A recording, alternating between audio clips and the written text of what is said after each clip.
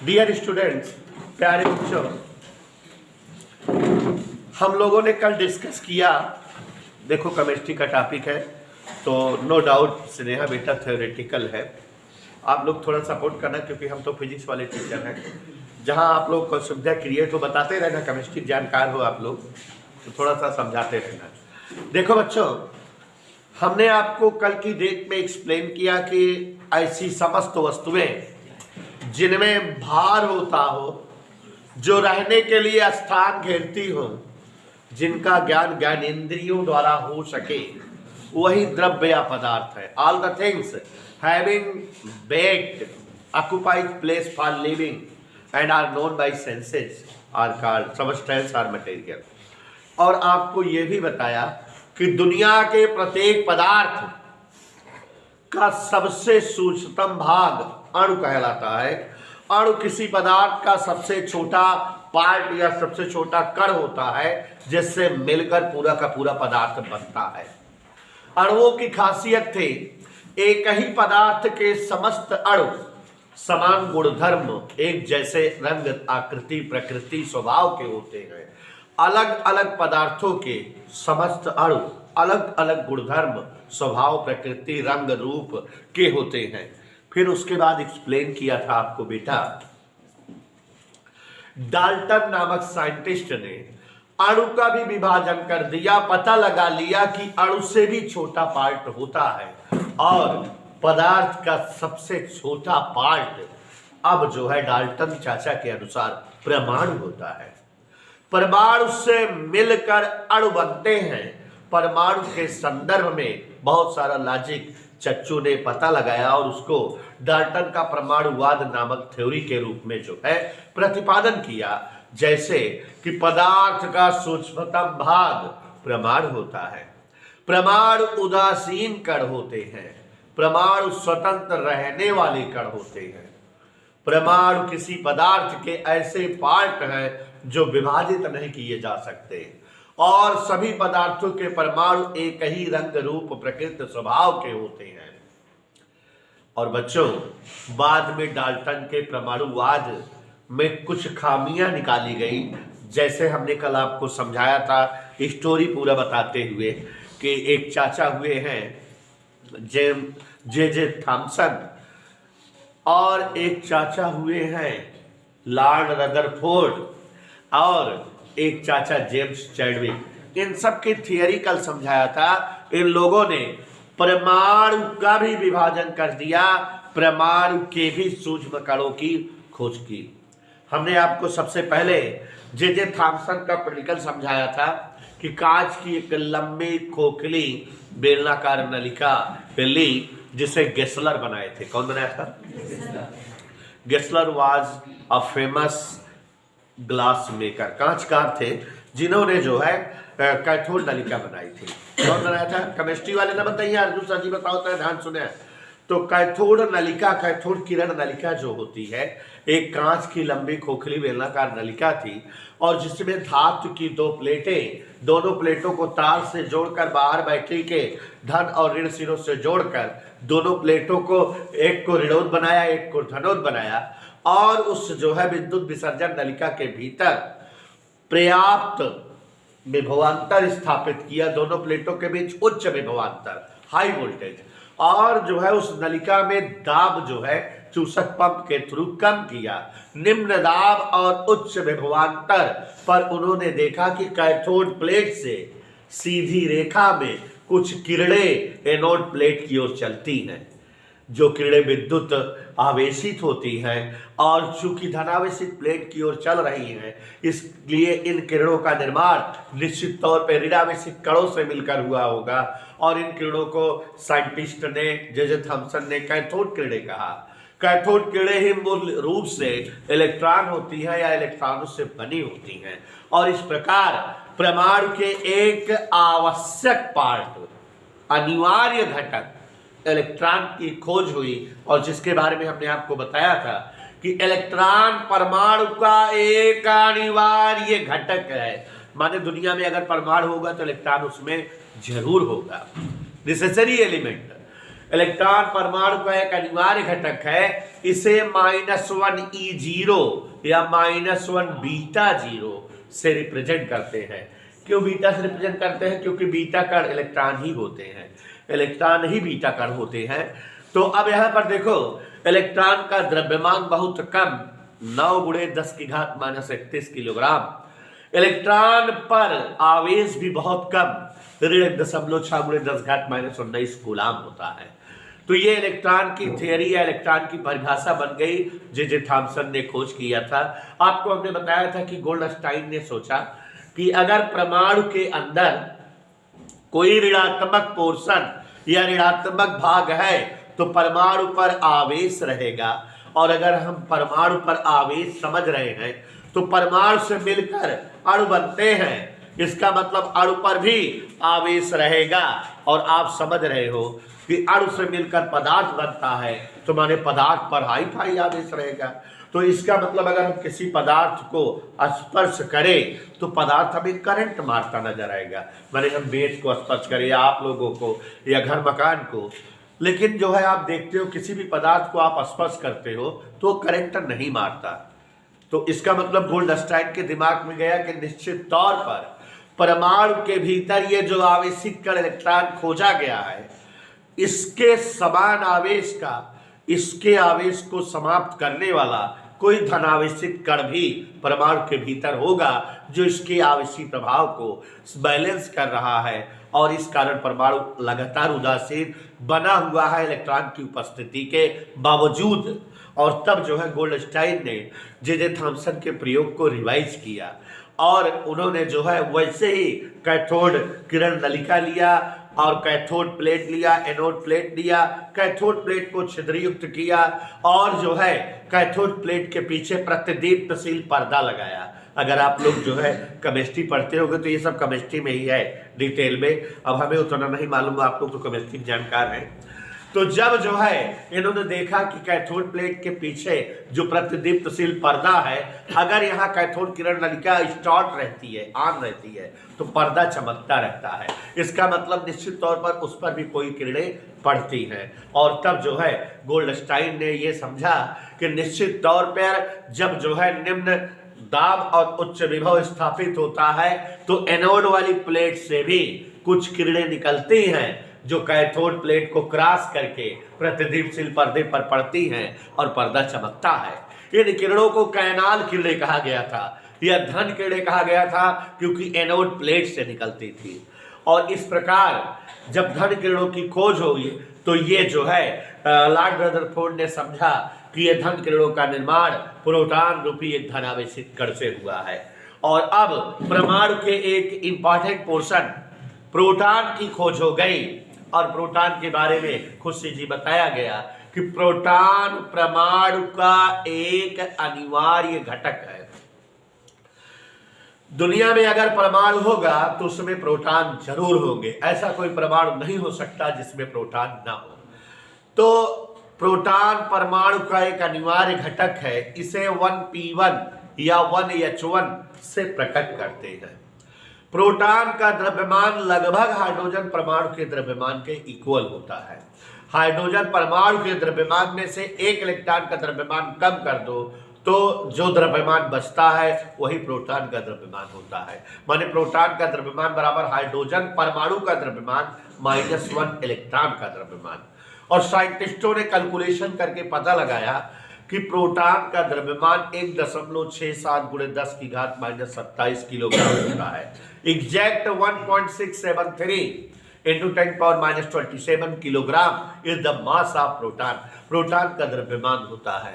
और प्रोटॉन पर आवेश इलेक्ट्रॉन के आवेशी परिमाण के समान, किंतु प्रकृति में विपरीत, मतलब +1.6 × 10⁻19 कूलाम का आवेश होता है। और जब परमाणु में दो अनिवार्य घटकों की खोज हो गई, इलेक्ट्रॉन की और प्रोटॉन की, तो अब आप यहाँ पर जो है समझिए कि बाद में साइंटिस्टों ने एक और मत स्थापित किया कि दुनिया के बहुत पदार्थ जैसे कि आपका लोहा ही है, टंगस्टन है, ये सब भार युक्त होते हैं, वजनी होते हैं। तो निश्चित तौर पर इनका निर्माण वजनी परमाणुओं से हुआ होगा। परमाणु वजन युक्त होना चाहिए, जबकि परमाणु में 2 ही कण अभी तक खोजे गए हैं, इलेक्ट्रॉन और प्रोटॉन, और दोनों वजनलेस होते हैं, बिल्कुल वजन नहीं होता। तो साइंटिस्टों का दिमाग सेटलमेंट हुआ कि निश्चित तौर पे परमाणु में भाई खोजो, पता करो, कोई एक आध भार वाला कण भी होता होगा। और तब जो है सिरताज के चाचा तो जो है सामने आए दुनिया में, और उन्होंने जो है बेरिलियम तत्व होता रेडियोएक्टिव, और उस पर अल्फा कणों की बमबारी किया, और जो है वीआईपी तत्व न्यूट्रॉन की खोज किया। चाचा इनके जेम्स चैडविक थे। तो बेरिलियम पर अल्फा कणों की बमबारी करके परमाणु के एक जो है घटक न्यूट्रॉन की खोज की गई, जो भारी कण था लेकिन उदासीन था, जिसे 0 या 1 से रिप्रेजेंट करते हैं, जिसका द्रव्यमान लगभग प्रोटॉन के द्रव्यमान के इक्वल लेकिन प्रोटॉन से ज्यादा होता है। द्रव्यमान इसका 1.675 इंटू 10⁻27 किलोग्राम होता है। तो ये हमने आपको इलेक्ट्रॉन, प्रोटॉन, न्यूट्रॉन के बारे में बताया। ये आपकी केमिस्ट्री थी। आप जानते हो बच्चों, छोटी क्लास में बच्चों को रटाया जाता है ईटा पर नाचे, है ना? ईटा, ई से इलेक्ट्रॉन, टा से थॉमसन, माने इलेक्ट्रॉन की खोज जे थॉमसन की है। फिर जो है पा से प्रोटॉन, रा से रदरफोर्ड, प्रोटॉन की खोज रदरफोर्ड की है। ना चाहे न्यूट्रॉन, ना से, और चाहे से चैडविक। मतलब जो है इस तरह से खोजकर्ताओं के नाम बच्चों को रटाया जाता है कि भूले ना। तो आप लोग भी जो है जान गए कि इलेक्ट्रॉन का मास, इलेक्ट्रॉन का आवेश, इलेक्ट्रॉन की खोज, प्रोटॉन का मास, प्रोटॉन की आवेश, प्रोटॉन की खोज, न्यूट्रॉन का मास और न्यूट्रॉन की खोज। हमने आपको बताया कि न्यूट्रॉन अनिवार्य घटक नहीं होता, क्योंकि कुछ परमाणुओं में न्यूट्रॉन नहीं पाया जाता। कल आपको उदाहरण दिए थे कि प्रोटियम 1H1 हाइड्रोजन का एक ऐसा समस्थानिक है जिसमें न्यूट्रॉन नहीं होते, उसमें एक इलेक्ट्रॉन और एक प्रोटॉन केवल होता है, और अगर इलेक्ट्रॉन भगा दो तो केवल हाइड्रोजन का नाभिक बचता है, या प्रोटियम का नाभिक, जिसे हम प्रोटॉन कहते हैं।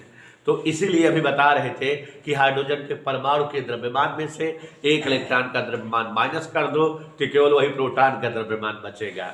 तो फार्मूला बन गया गणित का, प्रोटॉन का द्रव्यमान बराबर 1H1 परमाणु का द्रव्यमान माइनस 1 इलेक्ट्रॉन का द्रव्यमान। Is that okay? और अब आप समझ रहे हो बेटा कि जैसा कि कल हम डिस्कस कर रहे थे, जब ये पता लग गया कि भैया परमाणु अविभाज्य नहीं है, परमाणु में 1 नहीं, 2 नहीं, प्रधान जी 3 कण पाए गए, इलेक्ट्रॉन, प्रोटॉन और न्यूट्रॉन।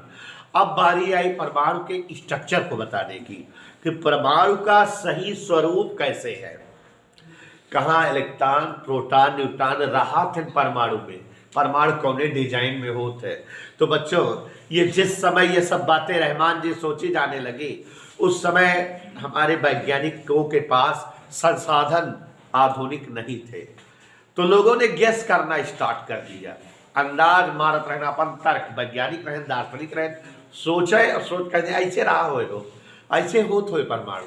तो तमाम लोगों ने परिकल्पनाएं फेंक दी, अपनी अपनी परिकल्पनाएं, मतलब भावकाल मार दिया कि परमाणु क्यों कहें ऐसे होता है, क्यों कहें नहीं यार ऐसे होता है, क्यों कहें ऐसे होता है। तो कई सारे वैज्ञानिकों ने परमाणु के संदर्भ में अपनी अपने मत बताए, लेकिन वो सारे मत जो भी बताए गए उनका कोई तार्किक आधार नहीं था, उनका कोई प्रयोग से डेरिवेशन नहीं था, वो बस हवाई मत थे।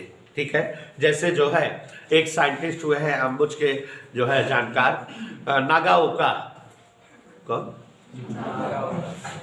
नागाओका जापानी वैज्ञानिक थे। तो उन्होंने बताया कि परमाणु जो है खरबूजे के आकार का होता है। किस आकार का?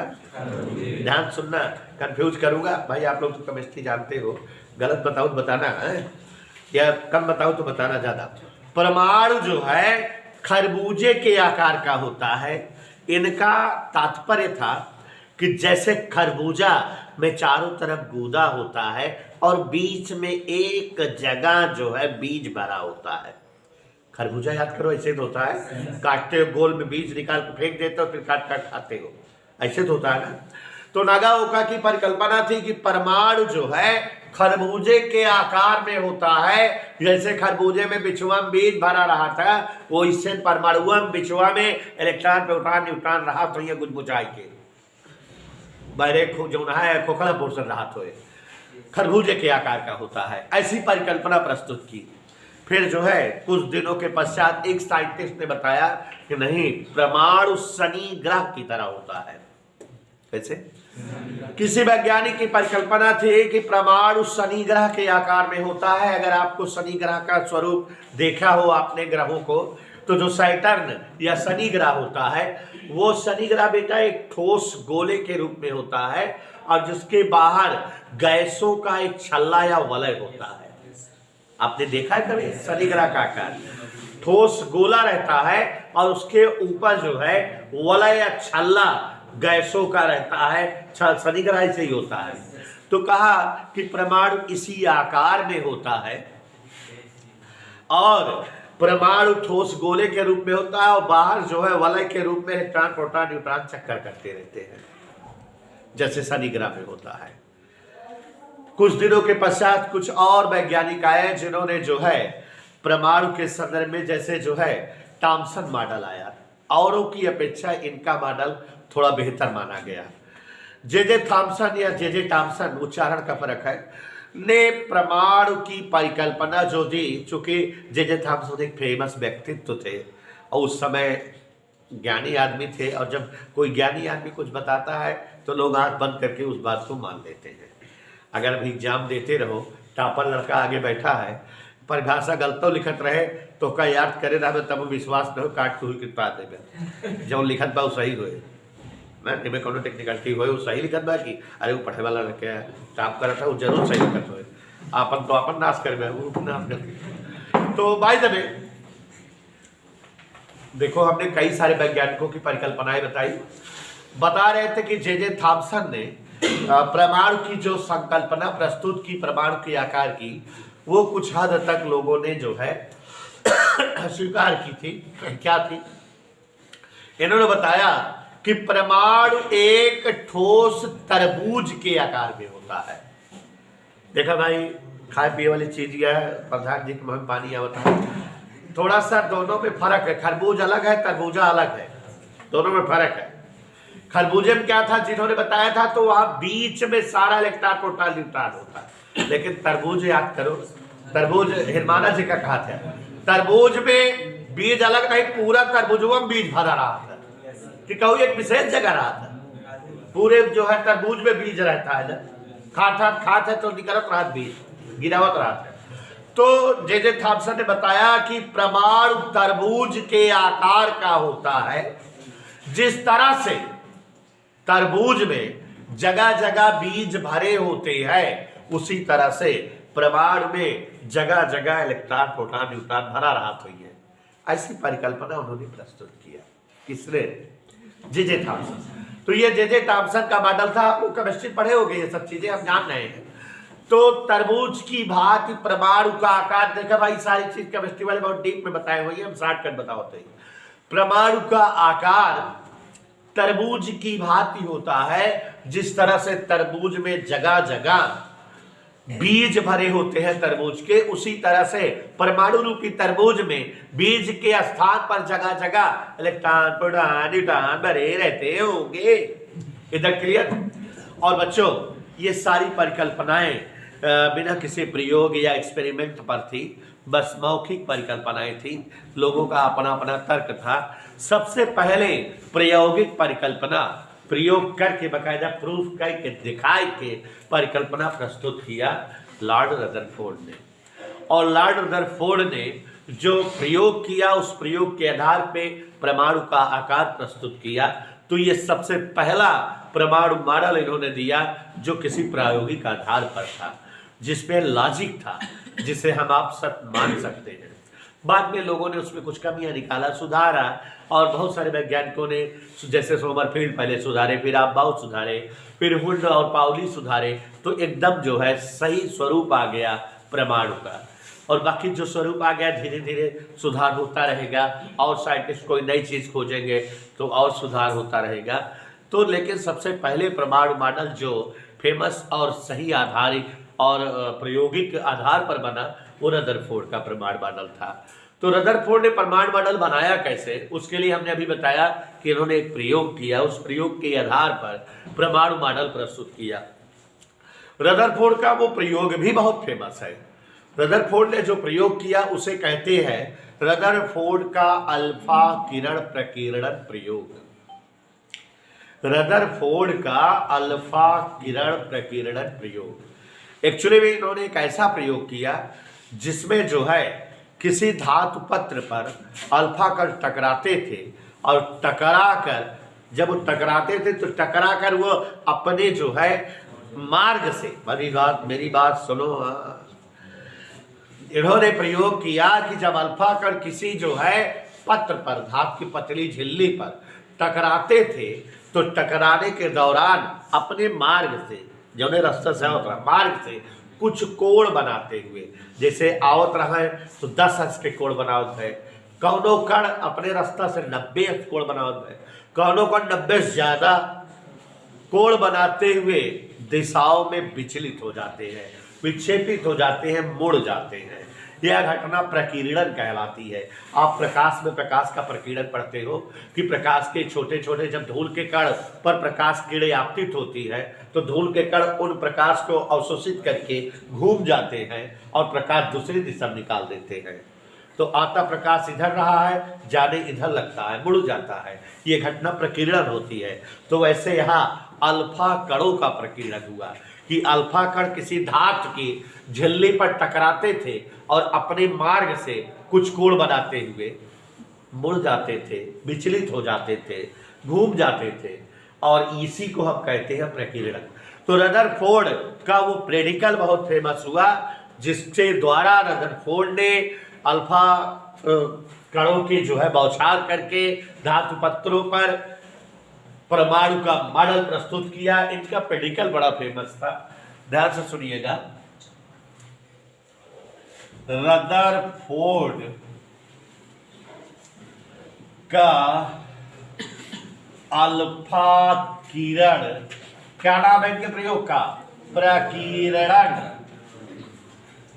प्रकीर्णन क्यों कहा जाता है? क्योंकि अल्फा कण जो है अपनी दिशाओं से, अपने मार्ग से कुछ कोण बनाते हुए घूम जाते हैं, और अल्फा कणों का कुछ कोण बनाते हुए अपने मार्ग से घूम जाना प्रकीर्णन कहलाता है।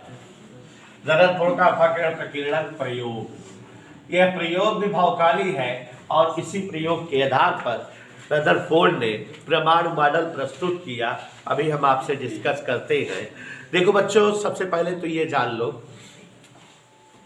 कि इनका जो अल्फा किरण प्रकीर्णन प्रयोग है डीपली केमिस्ट्री में है। हमारे यहाँ केवल प्रयोग बताया जाता है, न उसका स्ट्रक्चर है, न उसका जैसे क्रिया रचना, क्रिया विधि या तरस वर्णन ना, केवल प्रयोग बताया जाता है सैद्धांतिक रूप में, और उस जो है प्रयोग का निष्कर्ष दिखाया जाता है आपको कि क्या निष्कर्ष रदरफोर्ड पाया उस प्रयोग का।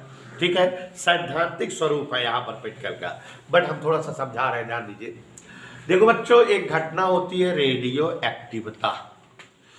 अब ये चैप्टर कोर्स में नहीं है, नहीं तो मैं बड़ा डीप में बताता, बड़ा क्वेश्चन था उसमें समझाता। कुछ पदार्थ ऐसे होते हैं कि जिन्हें हवा में खुला छोड़ दो, ऐसे रख दे तो वो चमकते रहते, किरण छोड़ते रहते, कौनो लाल लाल चमके, कौनो हरियर हरियर, कौनो नीला नीला, और धीरे धीरे कम होते रहते हैं और समाप्त हो जाते हैं। मतलब हम कौनो पदार्थ निकाले और ऐसे ढाई दी, देखी वो हरियर हरियर चमकता है, हरा प्रकाश निकलता है। 2 घंटा बाद आए देखे तो आधा उड़ गया, 1.5 किलो धक रहे, 1.25 किलो बचा। 4-5 दिन बाद आग देखे चूक गए। तो ये पदार्थ क्या हुआ, कैसा है कि हवा में खुला छोड़े जाने पर किरणें उत्सर्जित कर रहा है, और किरणें उत्सर्जित करते करते कम होते होते समाप्त हो जा रहा है। ऐसे पदार्थ जो हवा में खुला छोड़े जाने पर किरणें उत्सर्जित करते हुए धीरे धीरे कम होते होते समाप्त हो जाए, वही पदार्थ रेडियो एक्टिव पदार्थ कहलाते हैं। और इन पदार्थों से जो किरणें उत्सर्जित होती रहती, निकलती रहती है, उन्हें रेडियो एक्टिव किरण कहा जाता है। और यह संपूर्ण घटना रेडियो एक्टिवता कहलाती है और इसके खोज करता है हेनरी बेकुरेल। सबसे पहले जो है बेकुरेल नामक वैज्ञानिक ने ये घटना का पता लगाया। रेडियो एक्टिवता के खोजकर्ता हेनरी बेकुरेल है, इसलिए रेडियो एक्टिव किरणों को, माने उन तत्वों से निकलने वाली किरणों को बेकुरेल किरणें कहा गया। और बाद में इन किरणों के बारे में बड़ा अध्ययन किया गया, रेडियो एक्टिव किरणों को। जैसे बहुत सारे तत्व थे जो रेडियो एक्टिवता दिखाते थे, यूरेनियम, थोरियम, प्लेटिनम, हालियम, स्ट्रॉन्सियम, ये सब जो है पोलोनियम, रेडियम, ये सब बहुत सारे तत्व है जो रेडियो एक्टिव तत्व है। मीन्स जो हवा में खुला छोड़े जाने पर किरणें उत्सर्जित करते हुए समाप्त होते रहते हैं और जो है धीरे धीरे समाप्त हो जाते हैं। और आपको बताना चाहेंगे कि लेड के ऊपर के समस्त तत्व जिनके जो है परमाणु क्रमांक और परमाणु भार में बहुत ज्यादा भिन्नता होती है, जिनके प्रोटॉनों और न्यूट्रॉनों में 1:1 का अनुपात नहीं रहता, वे सारे तत्व अस्थायी नाभिक वाले तत्व होते हैं और उनके नाभिक ही टूट करके किरणों के रूप में उत्सर्जित करते हैं। वही तत्व रेडियो एक्टिवता की घटना दिखाते हैं। और कोई तत्व रेडियो एक्टिवता दिखाते हुए अलग अलग तत्वों के स्वरूप में आता रहता है। मतलब कोई तत्व अगर रेडियो एक्टिव है, किरणें उत्सर्जित कर रहा है, तो धीरे धीरे धीरे धीरे धीरे दूसरे तत्वों में परिवर्तित होता रहता है। अगर रेडियो एक्टिवता की घटना न होती तो यूरेनियम से थोरियम, प्लेटिनम और कांच वगैरह हम लोग न पाते। ठीक है, तो भाई जब हमको रेडियो एक्टिवता नहीं पढ़नी यहाँ पे, नहीं मैं बहुत डिटेल में बता दूंगा। तो आप लोगों को रेडियो एक्टिवता जब केमिस्ट्री पढ़ाई जाती होगी तो एक जो है हस्बैंड वाइफ के बारे में भी आपको बताया जाता होगा। क्यूरी दंपत्ति, पियरे क्यूरी और जो है जूली क्यूरी, हस्बैंड वाइफ थे, क्यूरी दंपत्ति, और इन दोनों ने मिल करके कृत्रिम रेडियो एक्टिवता की खोज की थी। माने रेडियो एक्टिवता आर्टिफिशियल बनाया था इन्होंने, और जो है 2 तत्वों की इन्होंने खोज भी की थी, रेडियम और पोलोनियम। रेडियो एक्टिव तत्व थे, इनकी खोज क्यूरी दंपत्ति ने किया था। और पोलैंड, चूंकि पोलैंड के निवासी थे दोनों लोग, तो पोलैंड के नाम पर पोलोनियम एक तत्व का नाम रख दिया, दूसरे का रेडियम रखा। तो भाई जब क्यूरी दंपत्ति ने रेडियो एक्टिव तत्व पोलोनियम की खोज की थी, तो यहाँ पोलोनियम रेडियो एक्टिव तत्व था। तो रदरफोर्ड ने अल्फा किरण प्रकीर्णन प्रयोग जब किया तो पोलोनियम का यूज किया। किसका यूज किया? तो पोलोनियम एक रेडियो एक्टिव तत्व है, और जो रेडियो एक्टिव तत्व है आप जानते हो वो अस्थायी नाभिक वाले तत्व होते हैं और उनसे किरणें उत्सर्जित करते रहते हैं, या किरण उत्सर्जित करते हुए कम होते रहते हैं, और तब तक वो किरणें उत्सर्जित करते हैं जब तक स्थायी नाभिक में कन्वर्ट ना हो जाए। तब तक जो है वे किरणें उत्सर्जित करते रहते हैं। अस्थायी से स्थायी नाभिक तक पहुंचने पर उनका जो है किरणों का उत्सर्जन बंद हो जाता है। तो माननीय रदरफोर्ड चाचा ने एक जो है कांच का बर्तन लिया, और इस कांच के बर्तन में उन्होंने जो है एक रखा रेडियो एक्टिव तत्व, और जिसको हम आपको नाम बता रहे थे पोलोनियम। और पोलोनियम रेडियो एक्टिव तत्व है, तो आप जान रहे हो इससे थोक के भाव में क्या उत्सर्जित हो रहे होंगे? अल्फा कण उत्सर्जित हो रहे थे। रेडियो एक्टिव किरणों में अल्फा बीटा गामा होती है, तो ये अल्फा कणों का उत्सर्जन ज्यादा करता है। इधर क्लियर? और इन्होंने यहाँ एक इलेक्ट्रॉन गन लिया, एक उपकरण, और इन किरणों को उस गन से होकर गुजरने दिया। किससे गुजरने दिया? और उसके बाद उन किरणों के मार्ग में, माने अल्फा कणों के मार्ग में स्वर्ण पत्र, सबसे पहले इन्होंने जो है जानते हो आप, सोना चांदी ऐसी धातुएं होती है जिनको बहुत ज्यादा पतला बनाया जा सकता है। तो एक जो है स्वर्ण का पत्र लिया। स्वर्ण पत्र मतलब सोने की झिल्ली, स्वर्ण धातु की झिल्ली, माने बहुत पतला आकार, समझ सकते हो कि स्वर्ण का परमाणु था वो, ऐसा। तो एक स्वर्ण पत्र लिया और उस पर इलेक्ट्रॉन गन से, ये जो उनके पास गन थी, इस अल्फा कणों की बमबारी किया। 30,000 कण जब जो है ये फेंकते थे तो कोई एकाध कण इनकी ओर लौट आता था, और बाकी कण आर पार हो जाते थे। कुछ कण अपने मार्ग से थोड़ा बहुत कोण बनाते हुए विचलित होते थे, कुछ कण 90 से ज्यादा कोण बनाते हुए विचलित हो जाते थे। यही सारी बातें इनको दिखी। यहाँ इन्होंने एक उपकरण लगाया जिसका नाम था प्रस्फुर गणित्र। क्या? उस उपकरण के द्वारा ये जो अल्फा कण धात से टकराकर इधर उधर बिखरते थे उनकी गिनती हो जाती थी, उन्हें गिन लिया जाता था। तो रदरफोर्ड का यही प्रयोग अल्फा किरण प्रकीर्णन प्रयोग है, और मैं आपको अल्फा किरण प्रकीर्णन प्रयोग दिखाना चाहता हूं, समझाना चाहता हूं, और जिससे आप अल्फा किरण प्रकीर्णन प्रयोग से निष्कर्ष समझ सको। तो देखो जरा, रदरफोर्ड ने अल्फा किरण प्रकीर्णन प्रयोग किया। रदरफोर्ड ने परमाणुओं का सही आकार प्रस्तुत करने के लिए एक प्रयोग किया, अल्फा किरण प्रकीर्णन प्रयोग कहा गया। क्यों अल्फा किरण प्रकीर्णन प्रयोग कहा गया? क्योंकि इनके प्रयोग में अल्फा किरणों की जब गंबारी धातु पत्र पर होती है तो ये अल्फा कण अपने मार्ग से कुछ कोण बनाते हुए विचलित होते हुए प्राप्त होते हैं। यही घटना प्रकीर्णन होती है, और इसलिए इनका प्रयोग अल्फा किरण प्रकीर्णन प्रयोग कहलाया। इधर क्लियर? और रदरफोर्ड ने अपने प्रयोग में पोलोनियम जैसे रेडियोएक्टिव तत्व का इस्तेमाल किया अल्फा किरणों के उत्सर्जन के लिए, और पोलोनियम से उत्सर्जित अल्फा कणों को इन्होंने बम्बार्डमेंट किया। किस पर? स्वर्ण धातु की पतली पन्नी पर। और क्या पाया, क्या देखा, क्या समझा, यहां जानो। ये जो है अल्फा कण कैसे होते हैं? धन आवेशित। हीलियम नाभिक को अल्फा कण कहा जाता है। माने अल्फा कण वही है जिनमें 2 प्रोटॉन और 2 न्यूट्रॉन होता है, मतलब ये पूर्ण रूप से 2 धन आवेशित होते हैं। ये अल्फा कण है, ढेर सारा लग बैठा है। अब भाई मेरा विधन के जो है उड़ जाइए सर।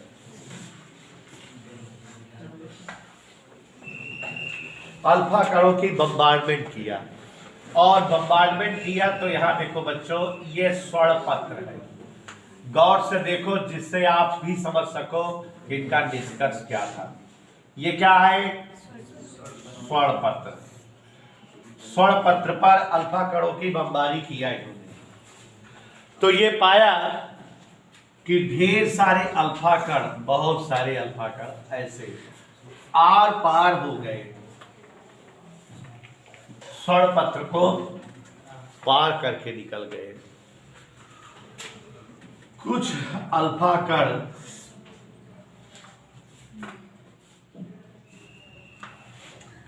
अपने मार्ग से कुछ कोण बनाते हुए विचलित हो गए। देख रहे हो ये अल्फा कण कैसे जा रहे हैं? अपने मार्ग से, रास्ता से कुछ कोण बनाते हुए विचलित हो जा रहे हैं, और कुछ कण अपने मार्ग से 90 अंश का कोण बनाते हुए या 90 से ज्यादा कोण बनाते हुए अपने मार्ग से, देखो ये 120 अंश के कोण बनाते हुए जा रहा है, और कुछ कण अपने मार्ग से सीधे सीधे वापस लौट आए। 30,000 में कोई एकाध कण दिखा बच्चों? क्या दिखा? लंतरानी समझोगे। रदरफोर्ड का अल्फा किरण प्रकीर्णन प्रयोग, चित्र समझो। रदरफोर्ड ने अल्फा कणों की बमबारी की स्वर्ण पत्र पर, सोने की पतली पन्नी पर, और जब सोने की पतली पन्नी पर अल्फा कणों की बमबारी किया इन्होंने, सोने की पतली पन्नी पर, तो देखा कि अधिकांश अल्फा कण आर पार हो गए, पतली को भेजते हुए पार कर गए।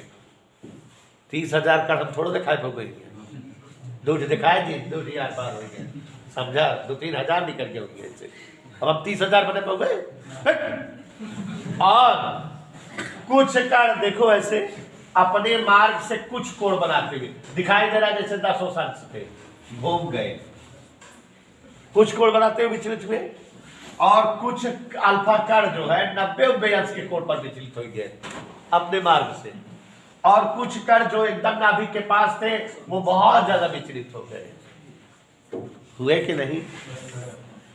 और रदरफोर्ड ने ये जो प्रयोग देखा, इस प्रयोग के आधार पे निष्कर्ष निकाला, और जो निष्कर्ष निकाला वो भी समझाने जा रहा हूं। और उसके बाद इन्होंने जो है परमाणु मॉडल बनाया, जिसे जो है रदरफोर्ड का परमाणु मॉडल कहते हैं।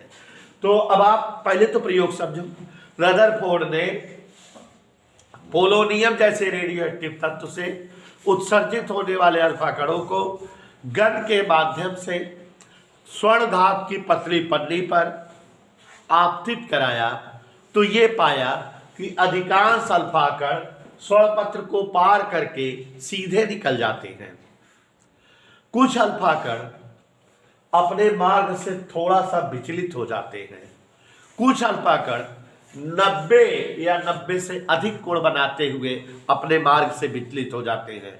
मेरा दावा है केमिस्ट्री में आप पढ़े जरूर होंगे ये टॉपिक, लेकिन जो मैं बता रहा हूँ वो ज़्यादा का जो है कंसंट्रेशन आपका क्लियर हो रहा होगा, भले पढ़े होंगे, क्योंकि मैं एकदम घुसा देता हूँ किसी टॉपिक में, क्योंकि मुझे खुद पढ़ने में मजा आती है। जब मैं कोई टॉपिक पढ़ाता हूँ उसको एंजॉय करते हुए पढ़ाता हूँ।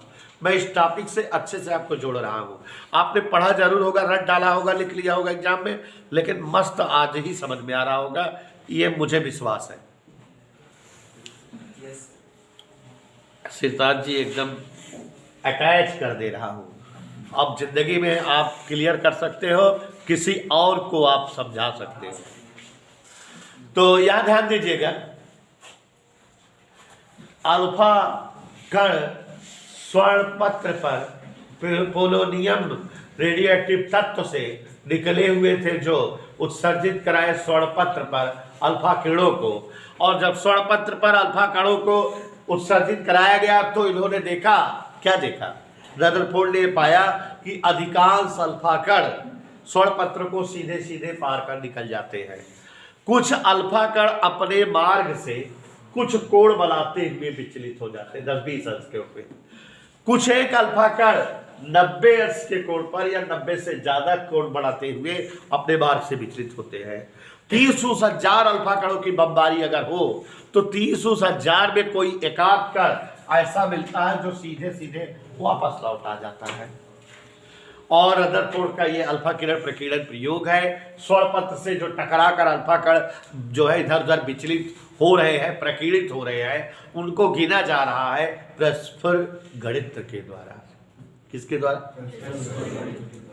अब रदरफोर्ड ने अल्फा किरण प्रकीर्णन जो प्रयोग किया उसके आधार पे 5-6 निष्कर्ष निकले। How many? तो एक एक समझते हैं।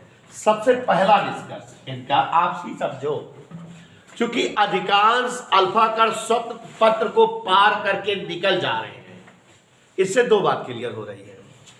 अधिकांश अल्फा कण स्वर्ण पत्र को पार करके थोक के भाव में चले जा रहे हैं, माने जो परमाणु है, स्वर्ण पत्र माने परमाणु, वहां से अल्फा कण क्रॉस कर जा रहे हैं बिना किसी अवरोध के।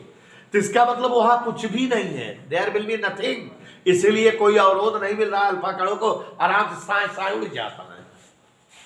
तो पहला निष्कर्ष जो है, चूंकि अधिकांश अल्फा कण स्वर्ण पत्र को पार कर जा रहे हैं, सीधे आर पार निकल जा रहे हैं, इससे दो बातें क्लियर हो रही हैं। पहली बात तो ये कि परमाणु का ज्यादातर भाग खोखला है, वहां कुछ भी नहीं है, तभी कोई अवरोध नहीं मिल रहा है, अल्फा कणों को आराम से उन्हें जो है निकल जा रहे हैं। एक बात ये समझ में आई। दूसरी ये कि ये अल्फा कण कैसे हैं? धन आवेशित, और ये आकर्षित हो जा रहे हैं, आर पार जा रहे हैं, उधर की ओर चले जा रहे हैं। निश्चित तौर पर वहां उस स्थानों पर परमाणु का ऋणात्मक हिस्सा है, जिससे जो है वो विचलन नहीं आ रहे, सीधे निकल रहे हैं, उनकी ओर आ जा रहे हैं। तो चूंकि अधिकांश अल्फा कण स्वर्ण पत्र को पार करके निकल जा रहे हैं, इससे कई बातें पता लगी। परमाणु का अधिकांश भाग खोखला है, परमाणु के ज्यादातर जगह में कुछ भी नहीं है, इसलिए आने वाले अल्फा कणों को कोई अवरोध नहीं मिल रहा है, आराम से साए उड़ेंगे, साए निकलेंगे है। दूसरी बात ये समझ में आ रही है इनके इसी पहले ही टॉपिक से कि अल्फा कण धन आवेशित होते हैं, इसका मतलब वहां पर इनको आकर्षित करने वाला ऋणावेशित पोर्शन उपस्थित होता है, माने खोखले भागों में परमाणु के इलेक्ट्रॉन होते हैं। क्लियर? दूसरा एक निष्कर्ष से दो बातें।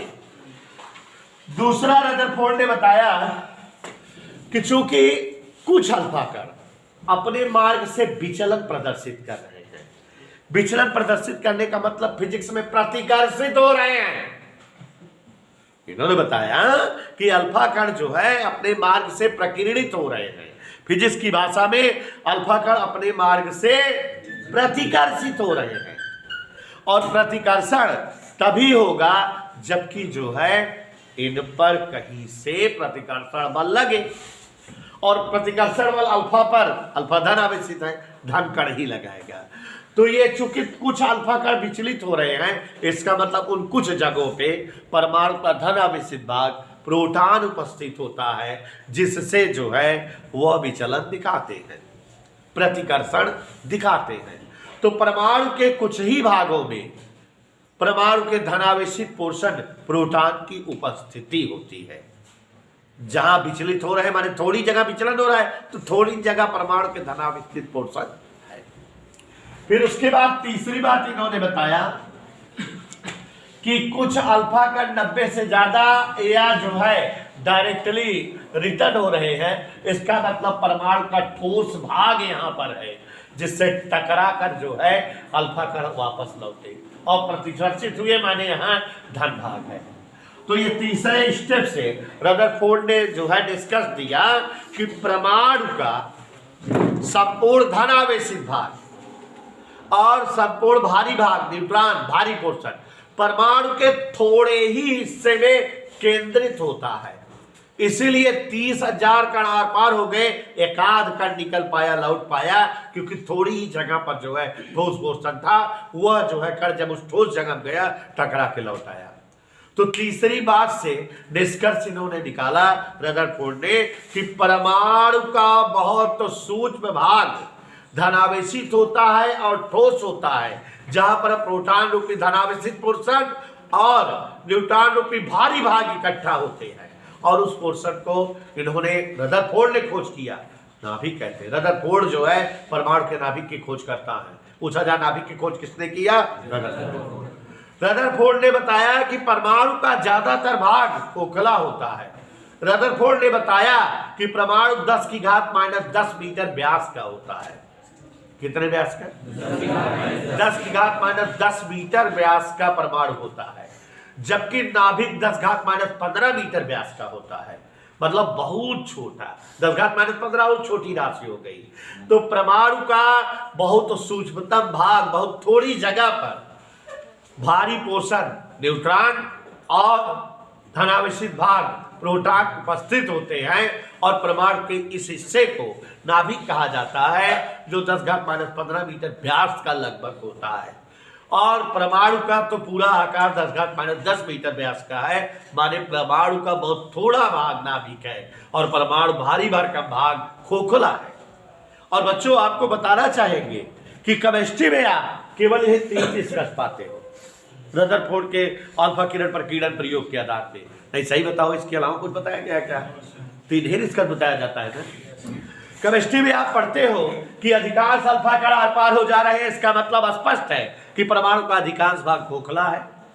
और यह भी स्पष्ट है कि इन खोखले स्थानों पर परमाणु के ऋणावेशित पोर्शन इलेक्ट्रॉन उपस्थित होते हैं। क्योंकि कुछ अल्फा कण अपने मार्ग से प्रकीर्णन प्रदर्शित करते हैं, विचलन प्रदर्शित करते हैं, अर्थात यहाँ कुछ भागों पर धनावेशित पोर्शन प्रोटॉन स्थित है। थोड़े ही स्थान पर 30,000 में कोई एकाध कण लौटता है, परमाणु का ठोस पोर्शन माने नाभिक और धनावेशित भाग प्रोटॉन स्थित होता है, जिसे परमाणु का नाभिक कहते हैं। जिसके बारे में हमने अपनी तरफ से लंतानी मार दिया कि परमाणु का बहुत सूक्ष्म भाग नाभिक होता है, माने नाभिक परमाणु के आकार की तुलना में बहुत छोटा होता है। परमाणु का आकार 10⁻10 मीटर व्यास का और नाभिक का आकार 10⁻15 मीटर व्यास का बहुत ज्यादा फर्क है। लोग कहते हैं कि परमाणु के आकार का 1/1000 भाग नाभिक का आकार होता है, माने 1000वां हिस्सा भी नाभिक नहीं होता। ज्यादातर पोर्शन परमाणु का खोखला होता है, बहुत सूक्ष्म भाग ही धनावेशित और ठोस माने नाभिक होता है। नाभिक के बारे में सबसे पहले रदरफोर्ड ने ही बताया। और इतना ही लॉजिक आप जो है केमिस्ट्री में पढ़ते हो। अल्फा किरण प्रकीर्णन प्रयोग से प्राप्त निष्कर्ष इतना ही तो पढ़ते हो। उसके बाद चौथी बात, रदरफोर्ड के अल्फा किरण प्रकीर्णन प्रयोग से कूलाम के नियम का सत्यापन हुआ। किस नियम का सत्यापन? कूलाम का नियम क्या है? कूलाम का नियम कहता है आवेश के समानुपाती, दूरी के वर्ग के। इसका मतलब समझो, जहां दूरी कम रहेगी वहां प्रतिकर्षण बल क्या रहेगा? देखो आप, ये अल्फा कण नाभिक से दूर है, आर ज्यादा है। जब नाभिक से दूर है तो ये थोड़ा विचलन हो रहा है, माने इस पर थोड़ा प्रतिकर्षण बल लग रहा है। आर ज्यादा, प्रतिकर्षण बल का बराबर करें। रदरफोर्ड के अल्फा किरण प्रकीर्णन प्रयोग में यह दिखाई दिया कि जो अल्फा कण नाभिक से दूर रहता है उसका प्रकीर्णन कम होता है, माने उस पर कम प्रतिकर्षण बल लगता है अगर वो दूर है। लेकिन जो अल्फा कण नाभिक के पास है उसका प्रकीर्णन ज्यादा होता है, माने दूरी कम प्रतिकर्षण बल ज्यादा, तो दूरी का प्रतिकर्षण बल ज्यादा राघव करे। तो रदरफोर्ड के अल्फा किरण प्रकीर्णन प्रयोग से यह ज्ञात होता है कि जो अल्फा कण नाभिक के नजदीक होते हैं उन पर ज्यादा प्रतिकर्षण बल लगता है, वो ज्यादा प्रकीर्णित होते हैं, और जो अल्फा कण नाभिक से दूर रहते हैं उन पर कम प्रतिकर्षण बल लगता है, वो कम प्रकीर्णित होते हैं। अर्थात रदरफोर्ड के प्रयोग से यह सत्यापित हो रहा है कि अगर जो है आवेशित कणों के बीच की दूरी कम रहे तो उन पर प्रतिकर्षण बल या उनके बीच कार्य करने वाला बल ज्यादा होता है, और अगर आवेशित कणों के बीच की दूरी ज्यादा रहे तो उनके बीच लगने वाला प्रतिकर्षण बल या कार्य करने वाला बल कम होता है। बड़े रदरफोर्ड के प्रयोग से यह ज्ञात हो रहा है कि यह प्रपोर्शनल वाला बल आर स्क्वायर। और हम लोग जानते हैं कूलाम के नियम से भी यही बात होती है, आवेशित कणों के बीच का जो बल होता है वो उनके मध्य की दूरी के वर्ग के व्युत्क्रमानुपाती होता है। और रदरफोर्ड के प्रयोग से भी ये बात पता लग रही है। आवेशित कण क्यों कह रहे हैं? क्योंकि नाभिक आवेशित है और अल्फा कण भी आवेशित है, तो इन दोनों के बीच का जो बल है वो दूरी के वर्ग के व्युत्क्रमानुपाती दिख रहा है यहाँ की नहीं। तो रदरफोर्ड के इस प्रयोग के थ्रू कूलाम के नियम का सत्यापन हुआ। रदरफोर्ड के प्रयोग में यह दिखा कि जो अल्फा कण नाभिक से ज्यादा दूर थे उन पर प्रकीर्णन बल कम था, वे कम प्रकीर्णित होते थे, और जो अल्फा कण नाभिक के पास से गुजरते थे वो ज्यादा प्रकीर्णित हो रहे थे। बड़े रदरफोर्ड के प्रयोग से यह बात स्पष्ट हुई कि अल्फा कणों और नाभिक मीन्स आवेशित कणों के बीच लगने वाला बल उनके मध्य की दूरी के वर्ग के व्युत्क्रमानुपाती है। दूरी बढ़ने पर बल कम, दूरी कम रहने पर बल ज्यादा। जो अल्फा कण नाभिक के पास से गुजरता है ज्यादा प्रकीर्णन पाता है, जो अल्फा कण नाभिक से दूर से गुजरता है कम प्रकीर्णन पाता है। इससे यह स्पष्ट होता है यह प्रपोर्शनल बल पाला स्क्वायर। और यही जो है चाचा कूलाम भी बता के मर गए हैं, माने रदरफोर्ड के अल्फा किरण प्रकीर्णन प्रयोग द्वारा कूलाम के नियम का सत्यापन होता है। इधर क्लियर? बहुत अच्छी बात। देखो एकदम घुसा दूंगा दिमाग में, एक बार पढ़ोगे बेटा याद हो जाएगा। मेरा लॉजिक यही है और एकदम कॉन्सेप्ट क्लियर हो जाए। केमिस्ट्री वाले किनारे हटाई, देखा समझा? पांचवा स्टेप में थोड़ा सा प्रयोग बढ़ाया रदरफोर्ड ने। अभी किस धातु का पत्र लिया था? स्वर्ण पत्र। मतलब ये नाभिक के बारे में एक्सप्लेन किए कि अभी तो ये पता लग गया कि परमाणु का बहुत छोटा भाग नाभिक होता है, धनावेशित होता है, भारी होता है, प्रोटॉन न्यूट्रॉन उपस्थित होते हैं। अब ये जो है स्वर्ण पत्र पर अल्फा कण गिरा रहे थे तो देख रहे थे 10-12 अल्फा कण प्रस्तुर गणित से गिनने पर पता लग रहा था।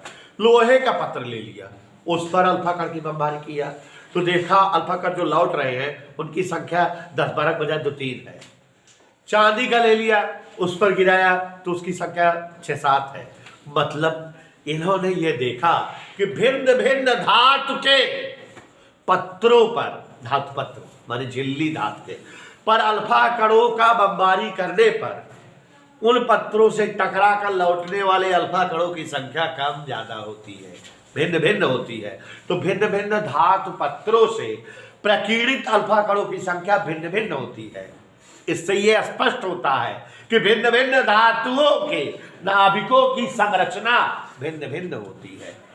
माने किसी धातु का नाभिक छोटा, किसी धातु का नाभिक बड़ा, ये बात सत्यापित हुई। माने ये ज्ञात हुआ रदरफोर्ड के अल्फा किरण प्रकीर्णन से कि भिन्न भिन्न धातुओं के परमाणु के नाभिक अलग अलग आवेश और अलग अलग जो है भार वाले होते हैं, भिन्न भिन्न संरचना के होते हैं। होता भी है, विभिन्न धातुओं के जो है परमाणु नाभिक का आकार अलग अलग होता है कि नहीं? अगर ऐसा ना होता तो सारे जो है धातु पत्रों से प्रकीर्णित अल्फा कणों की संख्या समान मिलती। तो किसी पर ज़्यादा आवेश है, किसी के नाभिक पर, किसी के नाभिक पर कम आवेश है, ज़्यादा आवेश है, ज़्यादा भारी है तो उससे ज़्यादा अल्फा से टकरा के लौटा होंगे, और कम आवेश कम नाभिक है कम टकराए होंगे। तो रदरफोर्ड के अल्फा किरण प्रकीर्णन प्रयोग से ये स्पष्ट हुआ कि भिन्न भिन्न धातु के नाभिक भिन्न भिन्न आवेश और भिन्न भिन्न द्रव्यमान युक्त होते हैं, माने अलग अलग धातु के नाभिकों में प्रोटॉन और न्यूट्रॉन भिन्न भिन्न संख्या में होते हैं। नाभिक की संरचना या आकार भिन्न भिन्न होती है, और ये रदरफोर्ड का अल्फा किरण प्रकीर्णन प्रयोग है। और इस प्रयोग के आधार पे रदरफोर्ड ने परमाणु का आकार बनाया और परमाणु मॉडल प्रस्तुत किया, जिसमें कुछ दोष थे, सुधारा गया, बोर मॉडल बताया गया। चर्चा कल।